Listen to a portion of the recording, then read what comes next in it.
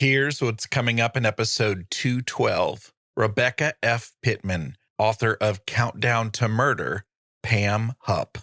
Money was a really big motivator for her. Someone died every time she ran out of money. It sounded so phony. And then there's thumping to make it sound like he's breaking in, and then you hear the 5 gunshots. They sent me the 911 call. It's much longer than the snippets you hear. I got to tell you, that's hard to listen to. There's this 30 seconds of silence. And I think that's when she tucked the note in his pocket and the $100 bills. And then finally, she told the dispatcher what her address was. Because, okay, everything's ready. Okay, good. Okay, yeah, I'm at...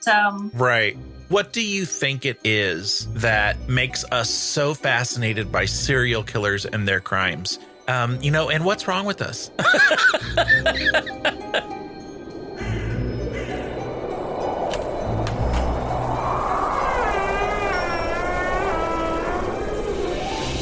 Welcome to the Big Seance podcast. I'm Patrick Keller of BigSeance.com, and this is a place for an open discussion on all things paranormal, but specifically topics like ghosts and hauntings, paranormal research, spirit communication, psychics and mediums, and life after death.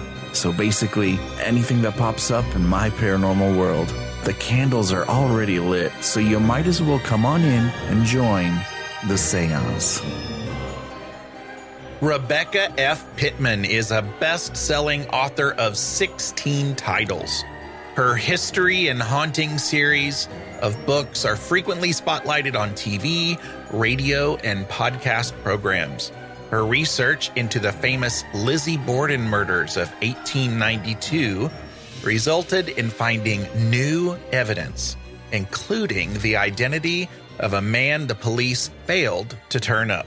Ms. Pittman is a former talk show host, muralist, and game creator, including a popular escape room business. More Countdown to Murder books are in the works, as well as a foray into murder mysteries with a supernatural bent.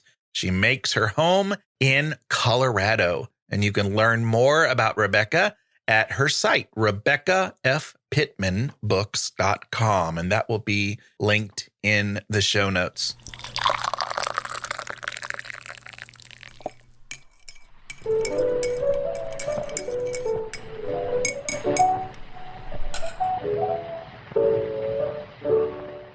I decided that the best way to introduce today's episode about Pam Hupp, and actually we're going to talk about Rebecca's book, Countdown to Murder, Pam Hupp.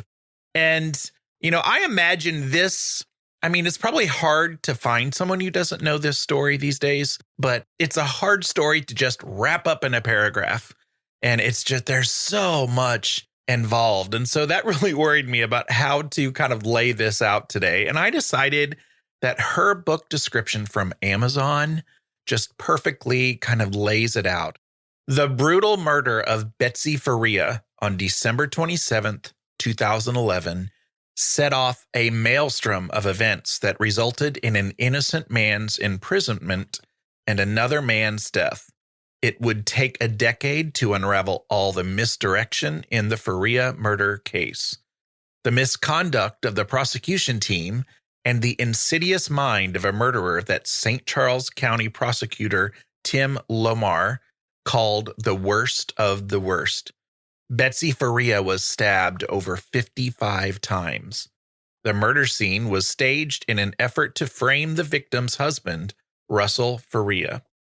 Through an investigative trial filled with perjury, tainted evidence, and misdirection, Russell was found guilty and spent 3.5 years in prison before his tenacious lawyer won him a second chance. It was during that second trial that the shadows fell away and the real murderer was revealed. But before they could bring her to justice, several people would be stalked as potential victims. And one man would eventually lose his life in her effort to deflect suspicion from herself. Along the way, her mother mysteriously plunged from her third-floor balcony and died.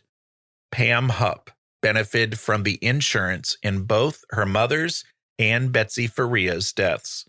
Ripped from the headlines, this incredible case has spawned multiple podcasts, including Dateline NBC's most popular podcast to date, The Thing About Pam, which began airing this past February as an NBC miniseries starring Renee Zellweger as Pam Hupp.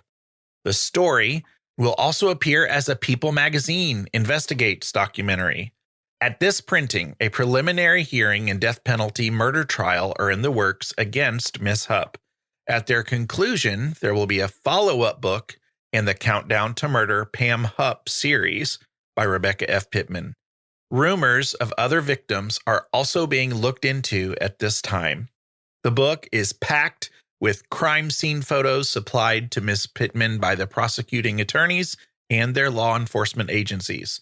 Exclusive interviews with family, police, media, and prosecutors are included. Miss Pittman was also given access to the detectives and PAs involved in the 2 murder cases and enjoyed sharing details of the evidence provided. Female serial killers are rare, representing only 5 to 7% of the population. Accused of 3 murders, and with rumors of possible other victims, Pam Hupp falls within that 5 to 7%. She filled the dark hours with plots so nefarious and unbelievable that it boggles the mind. It is chilling to think of what other plans she was composing when she was finally apprehended. There's still much to unveil. It is a story that will continue to rank as one of the most diabolical in true crime history. The ripple effects of her actions have so far torn apart the lives of 3 victims and their families. Pam Hupp is in prison for the murder of Louis Gumpenberger and is currently going to trial for the murder of Betsy Faria, where prosecuting attorney Mike Wood will be seeking the death penalty. Rebecca F. Pittman, first of all, that is a fabulous description, and you have done some great work, and I want to welcome you to the Big Seance podcast. Thank you very much. I appreciate it. It's good to be here, Patrick. It is an honor to have you. When I saw your book out there after hearing another interview, I was like, oh man, it's too bad this story isn't in my genre because I'd love to interview this author because I am obsessed with this story. And well, I always post any new books that I receive in my social media. And when I posted yours, the comments from my listeners exploded. And so I was like, well, I guess I get to contact her. I did not know that. That's very gratifying. Thank you. I guess sometimes I forget that the true crime genre is such a big paranormal community thing right now. They kind of cross over. And I've been told that a lot, that the true crime and paranormal really are an easy crossover. Luckily, because most of my other books were in the paranormal genre, and this was not that big a leap. So, but it was fun to do something a little different. Yeah. These days, do you ever come in contact with people who don't know about this case, the Pam Hupp case? I do. Yeah. Not as much as in the beginning, but every once in a while they're going, you're kidding. I don't know what that is. In fact, today I was talking to someone and I said, have you seen the NBC miniseries? And they went, no, I don't know who this is. So it surprises me because, I mean, it was in People magazine, made the cover of that, the Today Show, which when the Today Show mentioned my book, I went, well, that was nice.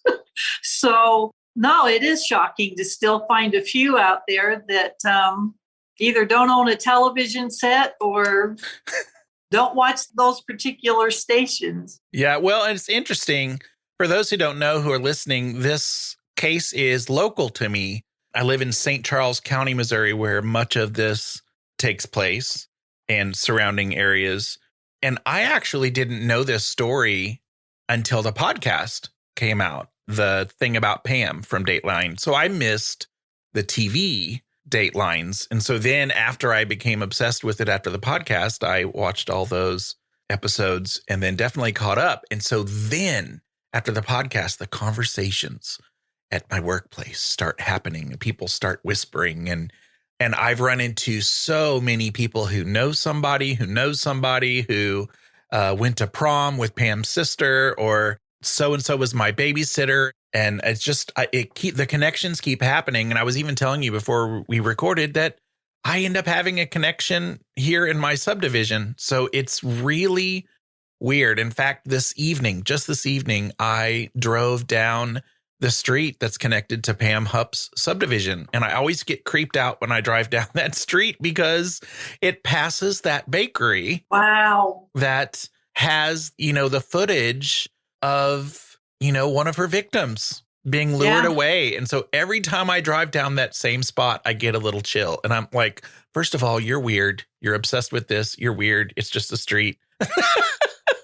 I don't find that weird at all because, when you see it in the media or on a TV show, it's one thing. When you pass the real thing, it's like, wow, this actually happened.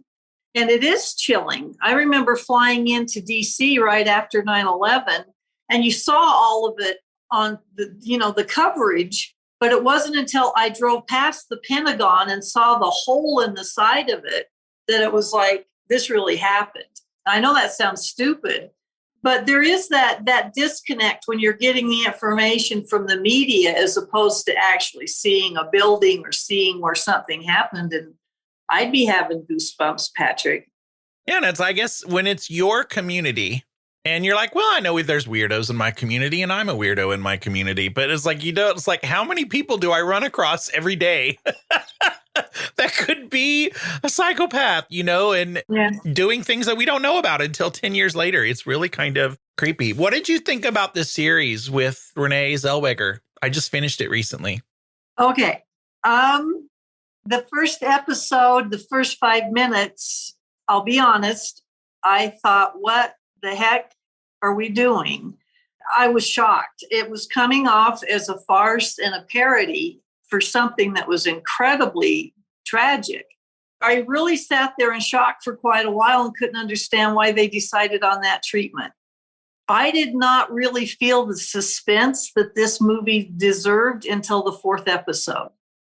And even Roger Ebert, when he was giving his report on it, said it gets better on the 4th episode. Then the 4th, 5th, and 6th, you can't look away.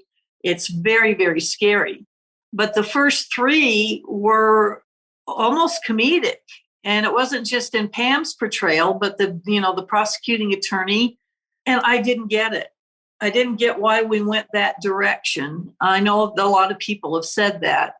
Overall, they nailed the most, salient points. They did a really good job. I thought Renee Zellweger's transformation was incredible. But no, the treatment surprised me a little bit. And I think it was a slap in the face to the victims' family members who thought they've turned this into a comedy. And that's my personal opinion. In the long run, I thought it was well done, well researched. They did have added fodder to it, the filler to make it what it was, that a lot of that wasn't accurate. But I understand that's, poetic license with this kind of thing, and you need to kind of fill it in a little bit. But overall, the more I watched it, the more I liked it. And I've watched it 3 times through now. But when I first saw it, I was a little surprised. What did you think? My husband and I thought the same thing when we watched the first couple of episodes. I was a little unsure. I did think it was a little weird that it was kind of dark comedy. Mm-hmm. And then locally, I can tell you people were concerned. People were like, what's going on here? And is this a slap in the face to, the people surviving that are having to deal with this? And I will say, just like you did, at the end of it, I loved it. I absolutely thought it was great. And if anything, I don't know if it draws attention to the right things, but it's at least drawing attention to the story.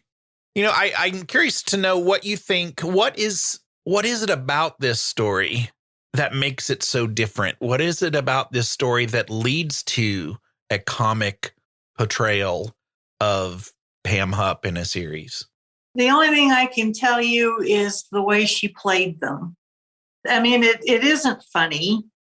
it's more of a being aghast that the detectives and so forth bought into all of this stuff she was telling them, even when she would contradict herself within a sentence.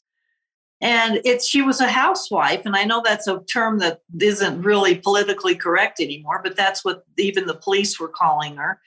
She flipped houses with her husband, but basically it's the last person you would have thought of to do all of these things. And I think that's where they brought the parody in was, look at me, I'm normal, I have kids, I flip houses, and look at all I got away with. And she did. I mean, she not only got away with the murder of Betsy Faria and got Russ put in prison, she got the $150,000. She got a judge to award it to her, despite the daughters suing her for their mother's insurance money. She got away with what I believe was pushing her mother off of a balcony. Everybody seemed to buy everything she said. And when I was interviewing Tim Lomar, who's the prosecuting attorney for the Louis Gumpenberger murder, he's the one responsible for finally putting her behind bars. You know, I asked him about that, and he said she thought she was smarter than everybody. And the more she got away with things, the cockier she got, until she got to the Louis Gumpenberger murder. And he goes, frankly, a middle schooler could have come up with this plot. He goes, that's how bad it was. And she's in prison because of it. But I think at that point, I think she thought she was invincible and started doing some kind of dumb stuff. And while we're on the subject of comedy, and it was the only time that I actually laughed, because I interviewed all of the police detectives and the prosecuting attorneys and so forth. And these were very serious interviews. When I was talking to Tim Lomar, I said, I saw a picture that her front door was broken down and a piece of plywood was there. I said, why did you have to break down her door? And this was after they had arrested her. And he goes, because we had a search warrant for the house, but when we went in, we found a safe. And the safe wasn't included in the search warrant. So we had to go get another search warrant just for the safe. And when we came back to get it, nobody would answer the door. And they were alerted, and I'm meaning Mark probably, because I think she was in jail at that point, that he said, we kicked the door down. I said, oh. He said, we also put the plywood up. I said, okay. He goes, and we also replaced the door. I said, okay. He said, so you want to hear a good one, Rebecca? I said, sure. So I have a picture in the book of a policeman carrying the safe out. It's a small silver home-size safe. He goes, you want to guess what we found out when we got it to the police station and finally got it open? It wasn't the Hope Diamond. No. He says, there was one item inside. You want to guess what it was? I said, what? He goes, a tube of KY jelly. OMG. And it took me a minute. That's how bold this woman was, knowing they were going to take that safe. She had emptied it, and that was her way of telling the detectives subtly what they could do to themselves. Oh, I mean, that's insane. She just murdered a man in that house and yet could still think to put that in a safe as a message to the detectives. And that's ridiculous. At the same time, she doesn't seem to be a genius. And to me, that's the funny part of it. That's what makes it kind of humorous is, yeah, she's pulling a fast one over on everybody, but at the same time, she doesn't seem to be super smart. I think that everybody just had bad days when they were. Well, if you look at the Louis Gumpenberger thing on the surface, maybe it wasn't that stupid of an idea at the bare bones of it. Basically, get a stranger, tell them you're going to give them $1,000, that you're a Dateline producer, and you're going to give them $1,000 to come do a soundbite for a 911 call. Okay, so get in the car, easy money, just read from the script, and that's it. You get $1,000. Knowing that she's going to get the person there and read the lines she wanted them to say while she's actually called 911 and has the dispatcher as a witness help, help, someone's broken into my home, cue, here's what but the person supposedly is going to think this is just the reenactment they're doing. But Louis Gumpenberger, she picked the wrong guy. And that's where she was stupid. She had to have known within 3 minutes when she pulled up to his apartment that he was mentally challenged. His speech was slurred. He limped. He could not have possibly done all the things she was going to accuse him of, including chasing her into her home. And he got the line wrong. Mm-hmm. So she's on live with 911, and he's supposed to say, do you want me to do to you what we did to Russ's wife?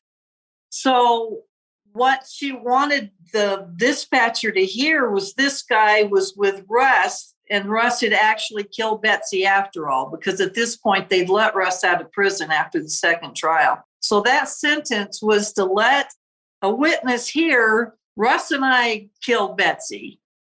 And it's, do you want us to do to you what we did to Russ's wife? But he got it wrong. And he said, do you want us to do to you what you did to your wife? And he got it wrong. And she's got the dispatcher on. She can't change boats now. So she goes, no, I won't get in the car with you. No. So it sounded so phony. And then there's thumping to make it sound like he's breaking in. And then you hear the 5 gunshots, which they sent me the 911 call. It's much longer than the snippets you hear. I got to tell you, that's hard to listen to. I bet. I have 4 sons, and that is really hard to listen to. And when she shot him, the smoke alarm went off from the impact. And in the picture, in the book, you can see above Lewis's body, the smoke alarm's right there. Mm. So I guess the report from the gun going off 5 times. So now you've got this shrilling. And the dispatcher just kept saying, ma'am, what's your address? And she wouldn't give it to her because she didn't want him to get there too soon. And Patrick, the eerie thing is suddenly after all of this help, and you can still hear the alarm going, there's this 30 seconds of silence. And I think that's when she tucked the note in his pocket and the $100 bills. And the note was made to look like Russ wrote it, to send Louis to get her, kidnap her, get the $150,000 back, and then kill her. I think that's when she was tucking it in his pocket. And then finally, she told the dispatcher what her address was. Because, okay, everything's ready. Okay, good. Okay, yeah, I'm at... Right.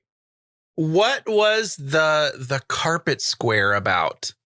Could go either way. And to me, I'm like, what why? I mean, that looks way too staged when I don't get that. Well, it can go either way. When I interviewed Chief Nesky, he was the first one on the scene because he was right nearby. And she was out in the driveway when he pulled up. He was the first one to see her. She was standing, she grabbed her dog. She was like, I shot him. And anyway, I asked him in the interview, I said, I'd heard that people thought that she had put a carpet swatch down where she knew he was going to fall, that she had him stand there when she shot him so there wouldn't get blood on her good carpet.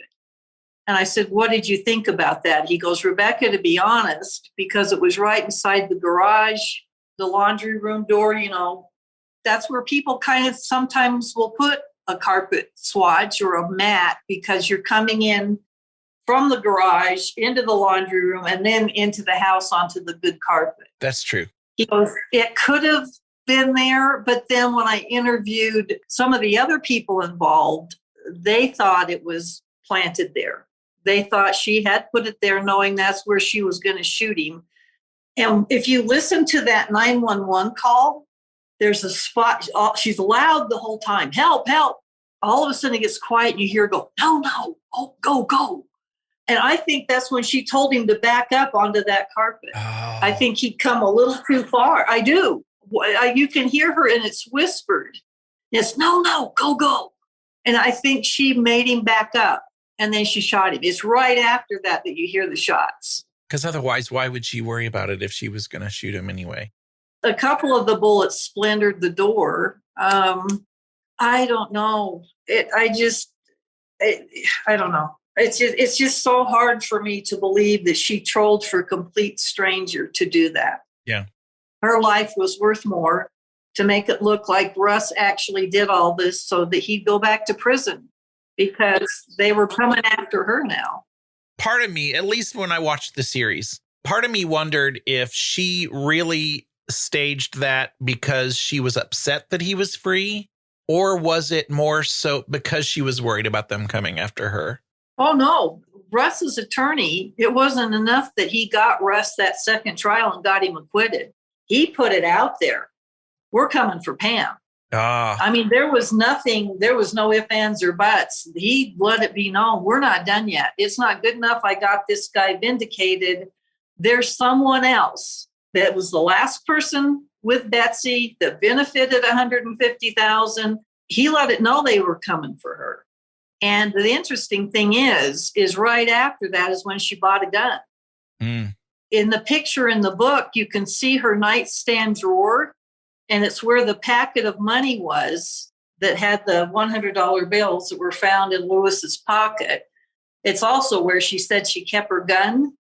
I noticed when I zoomed in on it that there's a manual for a gun right in the drawer under some of that stuff, and it says 2015. And she shot him in 2016. Mm. So she was doing target practice on trees, she said. I think she went out and got that gun and planned this whole thing as soon as Russ got acquitted and they let it know they were coming for her. When did you become aware of the story? I'm so happy you asked that because she deserves so much credit. When I wrote The History and Haunting of Limp Mansion, which is in St. Louis, I met so many wonderful people, and I met this lady named Patty Bath. And we've been really great Facebook friends. We keep in touch. And she Facebook messaged me one day. She goes, have you heard of this crazy story that's going on out here? And I said, uh-uh. So she told me about it, and I went, oh my gosh. So I owe it all to Patty. And the timing was perfect because it enabled me to get all of my research done and get the book out there before all of the media hit with the TV show and People magazine and everything. So I owe it to Patty. And Patty went to Pam's high school and got her yearbook picture for me for the book and some other pictures. She was my recon person. I owe her a big debt of gratitude.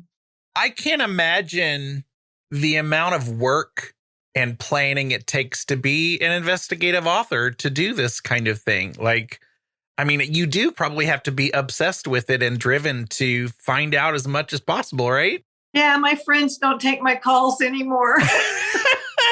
She's just going to talk about Pam Hupp. No, I do. I get tunnel vision. I can't stop. The thing that was so wonderful was, Mike Wood's the new prosecuting attorney that's going for the death penalty now with Pam for Betsy Faria's murder. He was so incredibly generous with his time. I didn't think he'd talk to me because it's an active case. And he was amazing. And then his lead detective, Bill Wilcox, we would talk several times a week. They sent me all the crime scene photos, the 911 call, everything, and they trusted me. And that meant so much to me. They would say, yes, you can do this. No, you can't do this yet. And they're still telling me that today. Mm-hmm. If I tell you this, you can't put it in there yet. I went, okay, it's killing me. But I owe it all to all of these men that let me interview them and trusted me with what they were telling me. I really do, Patrick. The book would not be the book it is without these interviews. And then to interview Betsy's daughter, Mariah, oh my gosh, to hear her voice crack even now is really hard. Mm-hmm. I bet. She misses Russ. They still haven't gotten their relationship back. And she told me so much inside about what happened that day and the raw emotion in her voice. And so she just had a baby girl, and the birth missed only 4 days from being on Betsy's birthday. Aww. And she wanted so badly for the baby to be born on Betsy's birthday, but it was born 4 days early, and they named her after Betsy. They're calling her Libby for short. And when we were talking and she knew it was a little girl and the due date, she goes, do you think it's a sign? I said, I absolutely think it's a sign. And then Rita Wolf was Betsy's best friend, and Rita gave me volumes of information. And she talked to Betsy that day that she was murdered. And she told me that Betsy had gotten tired of Pam and was starting to avoid her. And so there's a lot of stuff there. But what was hard for me was knowing when I wrote this book and having the crime scene photos and to tell it so that when people bought it, they got the most comprehensive book I could give them, knowing this was going to hurt these people that are now my friends. And I kept telling them, I feel awful. And they're going, it's all right. Go ahead. It's okay. We've been living with this for 11 years. And so I did an entire chapter on Betsy from her friends and family as a tribute. I was not able to talk to Louis Gumpenberger's mother. She was still too distraught, but his sister has now reached out to me, and she's going to let me interview her for the sequel because I'd like to flesh out who he was. Yeah. You're listening to the Big Seance podcast with Patrick Keller. Be sure to check out bigseance.com for more discussion. This episode of the Big Seance podcast is brought to you by Jim Harold's Campfire. And if you like stories of the strange, the weird, and the unexplained, well, then you need to check it out. If you're a longtime listener, you likely know that Jim Harold was one of the inspirations for the Big Seance. The very first podcast I ever subscribed to, it was produced by Jim Harold. He's been podcasting since the early days of podcasting. In fact, I think he's the OG paranormal podcaster. And he's approaching the lucky 13th anniversary of his Campfire show. If you haven't listened yet, the concept is pretty simple. Jim just talks to regular peeps about the strange stuff that happens to them for about 90 minutes every week. Ghosts, UFOs, cryptids, and head scratchers. He doesn't exaggerate or play a lot of spooky music. The stories just speak for themselves. One's like a ghost story involving serial killer Ted Bundy. A woman gets caught in what may have been an interdimensional portal that she narrowly escaped. Then there was the story of alien abduction by what may have been a reptilian. Even this morning, I just saw on Facebook that the most recent episode talks about a dishwashing ghost. I can get behind that one. Now, not all of the stories are horrifying. Some are heartwarming, a visit from a past loved one, or even a peaceful near-death experience. Den of Geeks said, Jim Harold's Campfire is perhaps the best tool we have currently in existence to hear real-life scary stories from other human beings since the actual campfire was invented. Well, regardless of the story, they are true and fascinating, as told by ordinary people who've had extraordinary experiences. Jim supports us, so let's all tune in to Jim Harold's Campfire on Apple Podcasts, Spotify, or wherever you listen to The Big Seance. Thanks for joining us for the Big Seance podcast. We'd better get back to the table while there's still some candlelight left. Trauma does weird things and affects families differently. And plus there's just the normal family dynamic that every family is different. But I'm so confused as to why, and there's a lot I don't know about their family, but why the daughters and Russell still are kind of torn apart. I guess I don't understand that. Well, it's sad because basically the prosecution that went after Russ in the first trial railroaded him. There's no other way to put it.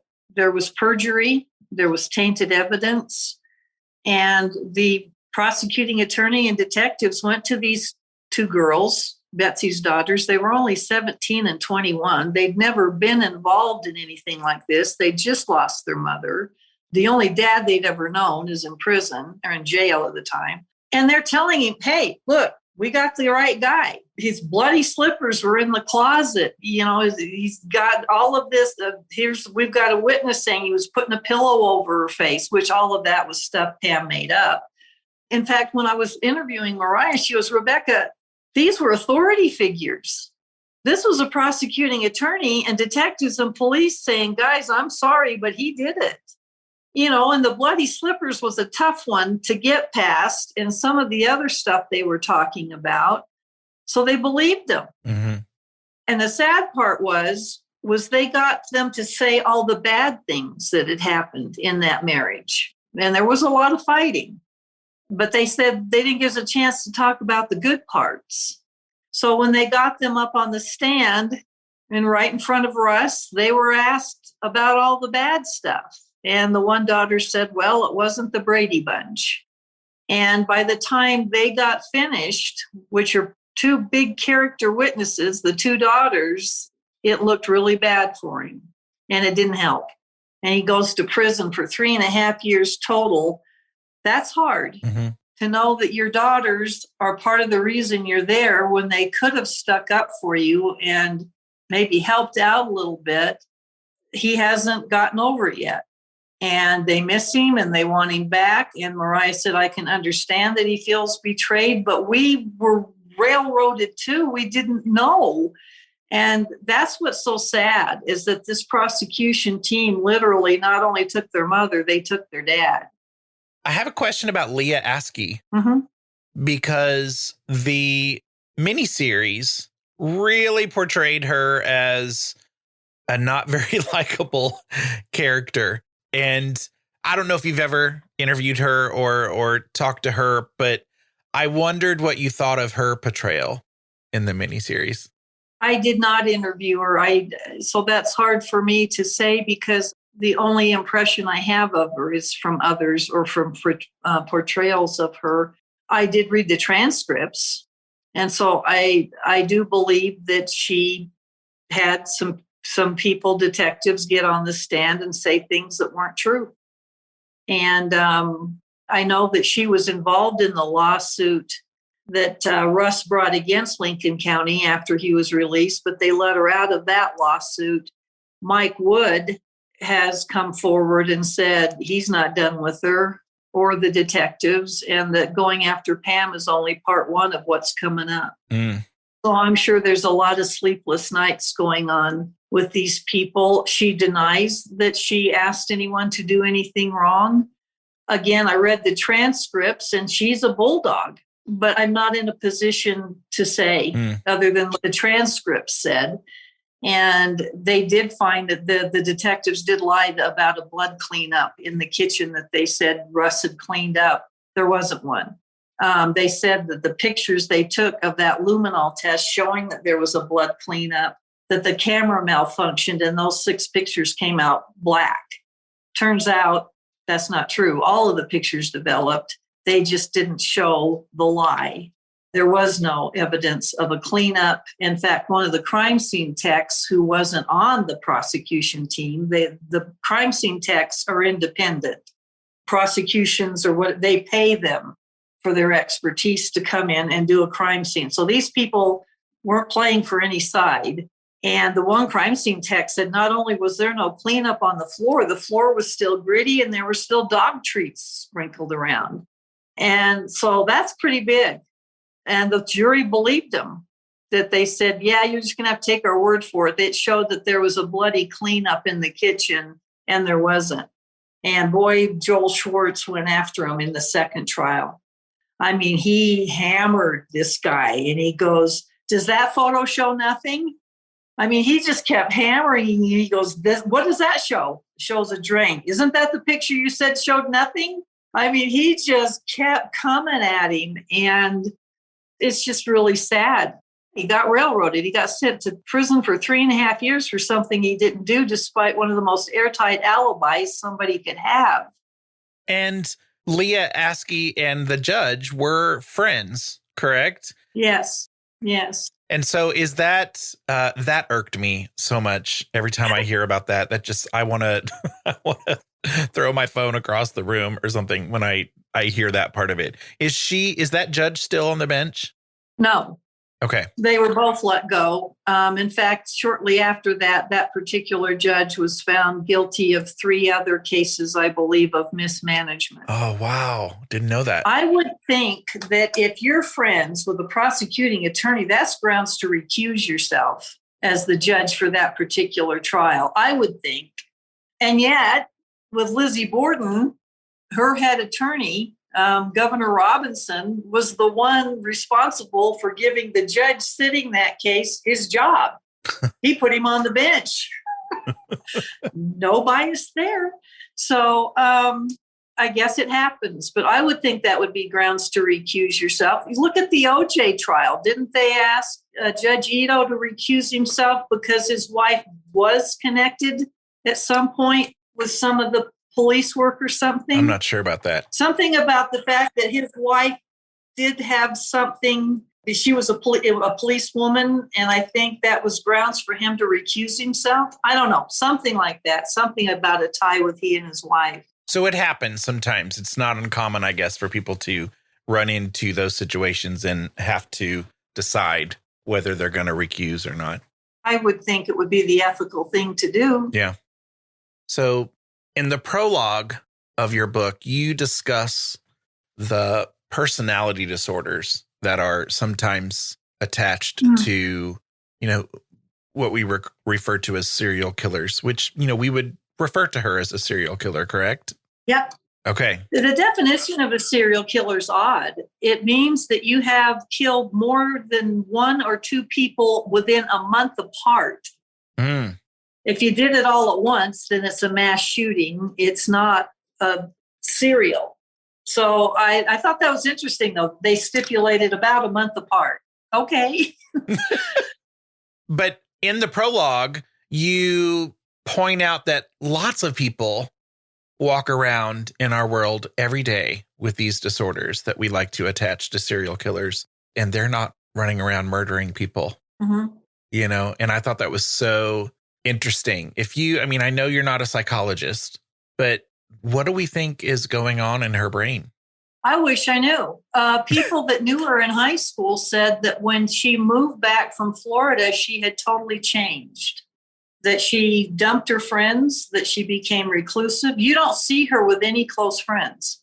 She insinuated herself into Betsy's life as soon as she found out Betsy had breast cancer and was dying, in order to get signed on as Betsy's beneficiary for the money. It was all about the money. So people before that said she was outgoing in high school. She was on the pom-pom squad. She was smart.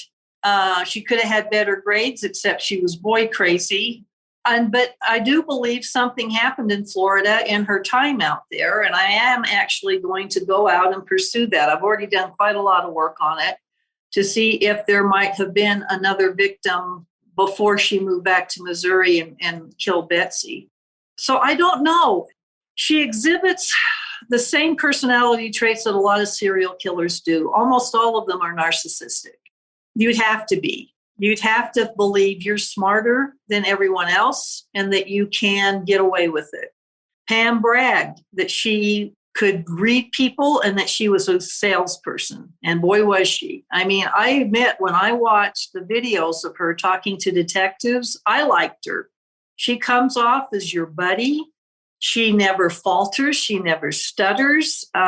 She'll throw out funny things that I noticed. She'd say, yeah, I'm with MetLife. The little Snoopy. She would say things to totally disarm you that she's evil. When she was talking about having an affair with Betsy, she was, I don't even know what happened because I love men, love everything about them. Can't wait till Magic Mike XL comes out. She would throw little things like that to make you feel like this is just an ordinary fun lady. I'd like to go have a beer with her, kind of thing. So I don't know. But to answer your question, I'm sorry I went around the bend there. Oh, that's fine. From Ted Bundy on, narcissism, I think, is a common trait. Sociopath, obviously, there's no empathy for anybody else. The only pain they feel is their own. So I think those two are probably the 2 most common things that serial killers have in common. And again, that's just my point of view. But their egos are all where they think they can get away with it and that they're smarter. And I don't know where hers came from. She doesn't like women. She had a terrible relationship with her mother. She treated her daughter like crap. She hated her sister. In fact, at one point, she tried to throw her sister under the bus for their mother's death through an anonymous letter. She was trying to set her own sister up for the mother falling off the balcony. You don't see any relationships of hers that she did well with women. She was close to her dad, and he died in 2000. She was close to her brothers. But it seemed like every woman in her life, it was very, contentious. And I don't know where that came from. That is interesting. And she definitely felt entitled.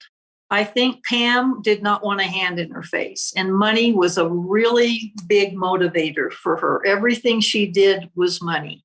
Someone died every time she ran out of money. And so I think there came a time where she was tired of being poor. She got married right out of high school. She got pregnant the night of prom, and they married 3 months later. And so at a time when everyone else is out going to college and partying and the highlight of your life at 18 years old, she was home with a baby and struggling to get milk because they didn't have much money. Then she married Mark Hupp thinking he had this big baseball career that was about to happen in Florida, and it fell through. She's back to penny pinching again and has another child. And I think Pam wanted it all. She wanted luxury. She wanted to have everything she ever wanted. And so she got it by getting rid of people and flipping houses. Every time she got money, she'd flip a house and they'd run out of money and someone else would die. Isn't it true that Pam's ex-husband and his new wife are still in that house where Louis was murdered? That's what I've heard. I can't. I just can't. That creeps me out so much. And he did remarry. He divorced Pam in 2020 when she's obviously not coming out of prison anymore. Plus, I'm going to say this on Mark's behalf, and I have not met him. I reached out to him and he did not respond. I don't think he knew anything about it. And I know that's hard for people to believe, but when you listen to the taped police, the jail phone call conversations between he and Pam, he's a deer in headlights. Right. And the fact that he did divorce her and remarry says to me he had no fear of repercussions from her rolling on him if he did know anything, because she was ticked that he got married again. So I don't think he had anything to do with it. Wow. But yeah, and the fact that the reporters are constantly still standing out in front of that house. I mean, I couldn't stay there for that reason. Every time you look out the window, somebody's out there with a microphone thumbing, over your shoulder at that. This is the house. And yet, that again with Lizzie Borden, she stayed right there in Fall River, even though people drove by her house with a megaphone saying, "Yes, right here, ladies and gentlemen, this is the famous Lizzie Borden." I couldn't do it. You'd think you'd want to put something like that behind you and start anew. And I know that that's easy to say that, but man, can I just tell you, I am so pumped.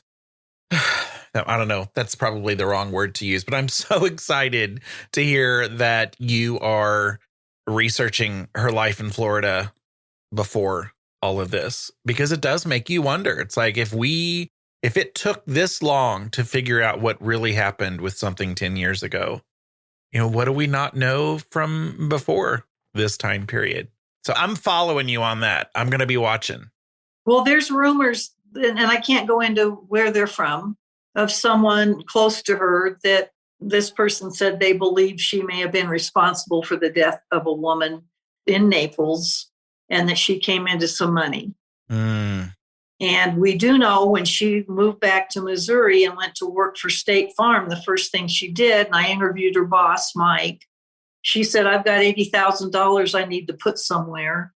And he said she was only 40, Rebecca. And I'm thinking, wouldn't a 40-year-old have plenty of places they would need to put that, whether it's a down payment or a car or whatever? But she stuck it into an annuity that you couldn't touch until you're 59 and a half. And she was only 40. So it was like she was hiding the money away. And I find that very interesting. And then someone said, how were you able to afford that nice house? And she said, oh, this lady that lived by me, I helped take care of her. She died and left me some money. Doesn't that sound familiar? It does. And it sounds a little fishy now. What do you want us to know about Betsy Faria and Louis Gumpenberger, or about Betsy's family?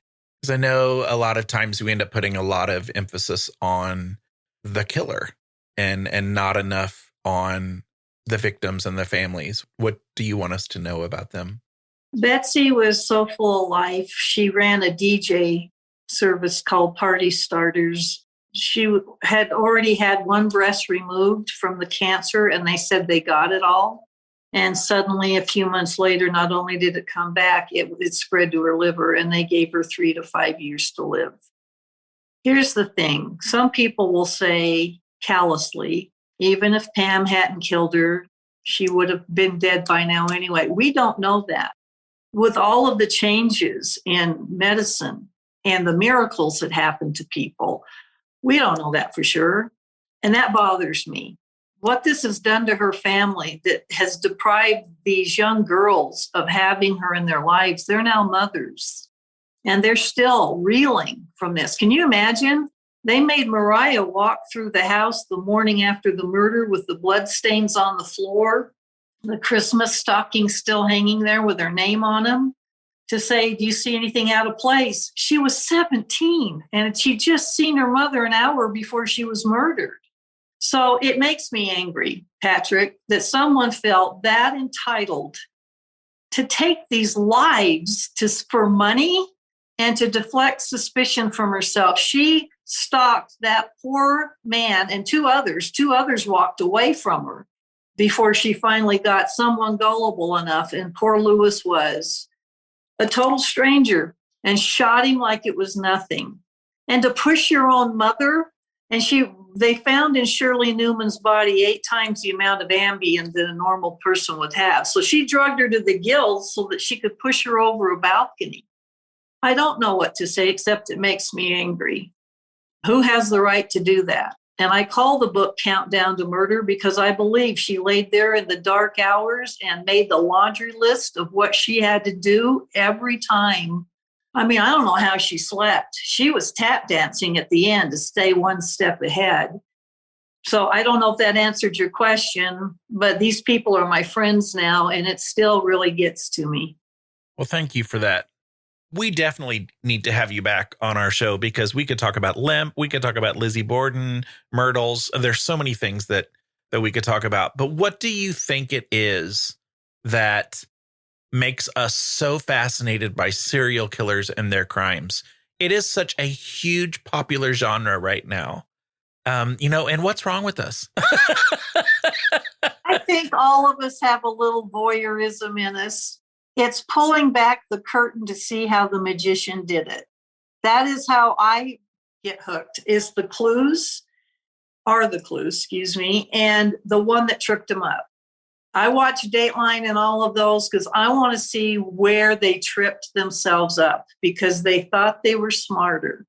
And I think a lot of us can't resist a mystery. We can't resist the puzzles.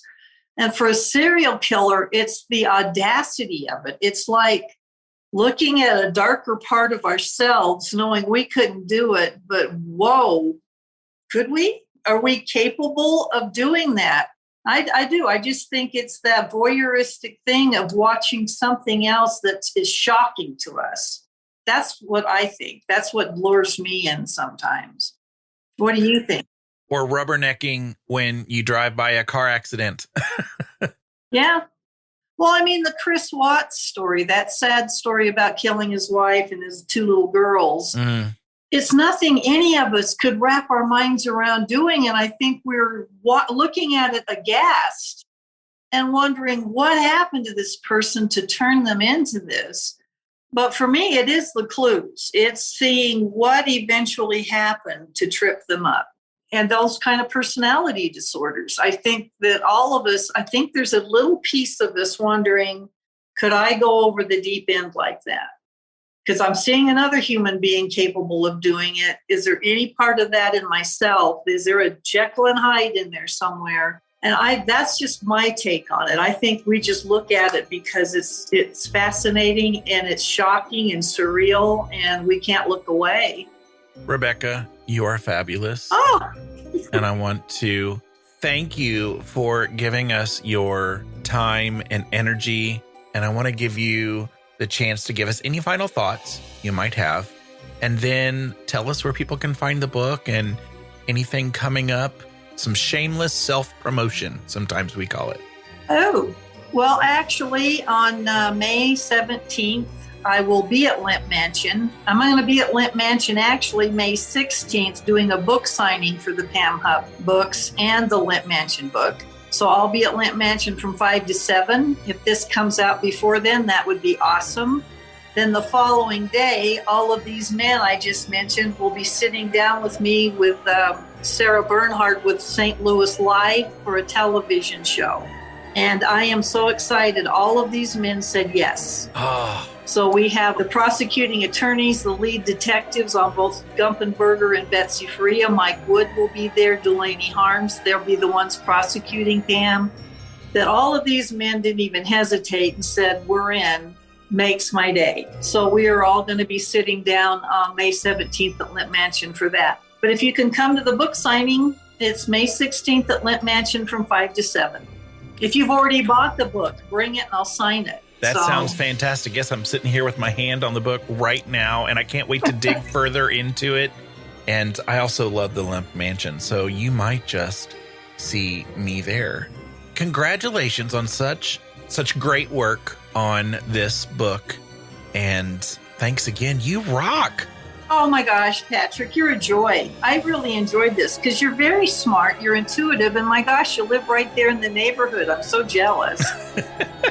I'd love to come back. If you buy the book, it is on Amazon. It's Countdown to Murder, Pam Hupp. If you'd be kind enough to leave me a review, they do matter.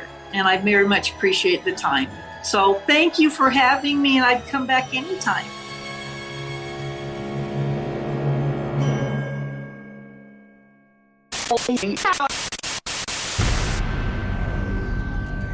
Thank you to the following super paranerds who support the show at patreon.com/Big Seance. Michael Henson, Daryl, Anne Marie Sullivan, Natalie N., Kim Robb, Josiel Lorenzo, Susan Davey, and Amy Park Gedicke.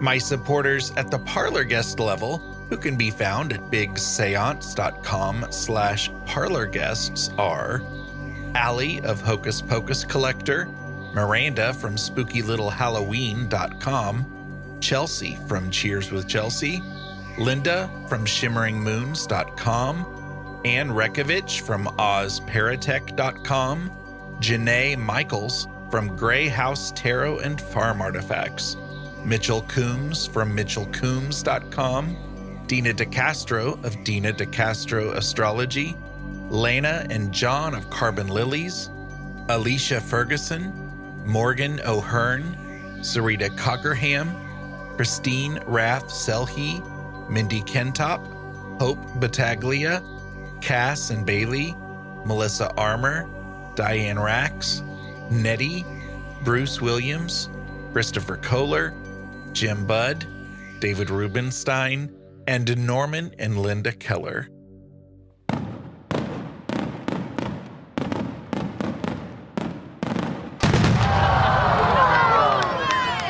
That sound you just heard was the above and beyond. There's not even a category for your level of support fireworks display, because I have 6 awesome listeners who continue to support the show at the $10 level. Peggy Hagan, Glenna Becker, Steve Skinner, Kevin Gilbert, AJ Meredith, and James Wilfong. So thank you, Peggy, Glenna, Steve, Kevin, AJ, and James. And thank you, Paranerds. For show notes, including links to anything we may have mentioned in this episode, visit bigseance.com. And you can continue the discussion and hang out with a great community of Paranerds by joining us in the Big Seance Parlor on Facebook. Want to hear your voice in a future episode? Go to bigseance.com/feedback to learn how. Thank you so much for listening. Unfortunately, it's time to blow the candles out, but we'll see you and light them again next time.